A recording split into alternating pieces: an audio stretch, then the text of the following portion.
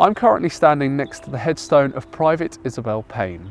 Isabel served for the Auxiliary Territorial Service during the Second World War, and the ATS for short was actually formed in 1938, and those that conscripted into the ATS would fulfil roles such as cooks, clerks, orderlies, storekeepers and even drivers, fulfilling those roles that sometimes men couldn't fulfill themselves because they were needed elsewhere.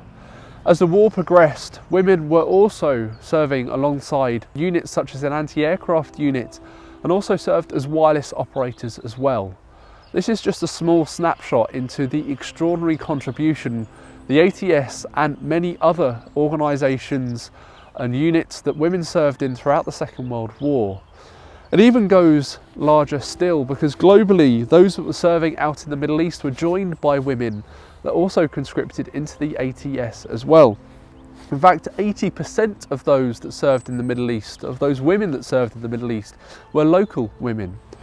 And even West Indies as well, over 300 women came from the West Indies and served in what was called the West Indies Auxiliary Territorial Service too.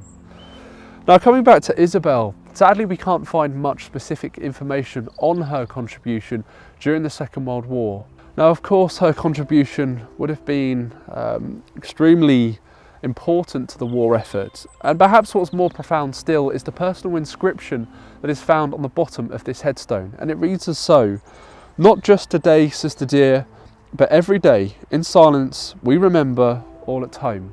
And today, on International Women's Day, I, alongside many others, will remember her sacrifice and her contribution during the Second World War.